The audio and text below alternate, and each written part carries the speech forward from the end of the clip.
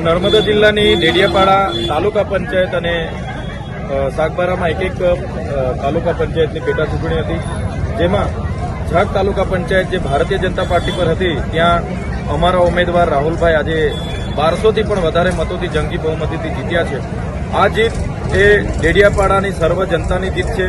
એ લોકોએ અમારી કામગીરી જોઈને જે અમારા પર ભરોસો મૂક્યો છે, ત્યારે ચોક્કસ આવનારા દિવસોમાં આ એમના ભરોસા પર અમે કાયમ ઉતરીશું। અમે જે રીતે ગ્રાઉન્ડ પર વર્ષના 365 દિવસ હોઈએ છીએ, એવી જ રીતના આવનારા દિવસોમાં બી 365 દિવસ ગ્રાઉન્ડ પર લોકોની વચ્ચે એક્ટિવ મોડમાં રહીને લોકોના જે પણ પડતર પ્રશ્નો છે એનું નિરાકરણ લાવવાના અમારા પૂરા પ્રયાસો હશે।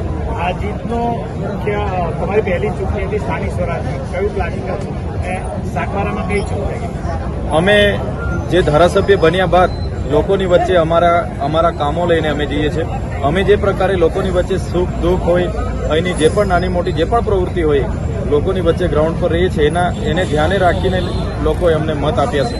ત્યારે જે ભારતીય જનતા પાર્ટીએ પોતે હિન્દુત્વવાદીની વાતો કરે છે, છતાં આ વિસ્તારમાં જે બકરાઓ મારીને એમણે છેલ્લા 4 દિવસથી સાંસદ, એમના જિલ્લા પ્રમુખ જે લોકોએ અહીંયા ખવડાવી પીવડાવીને મતો લેવાની કોશિશ કરી હતી, પણ લોકો એમને જાકારો આપ્યો છે અને અમારા પર ભરોસો કર્યો છે। અમને પૂરો ભરોસો છે આવનારા દિવસોમાં પણ તાલુકા જિલ્લામાં અમે સ્વતંત્ર લડીને નર્મદા સહિતના જિલ્લાઓમાં અમારી પૂરી બહુમતીથી અમારી બોડી બનાવીશું।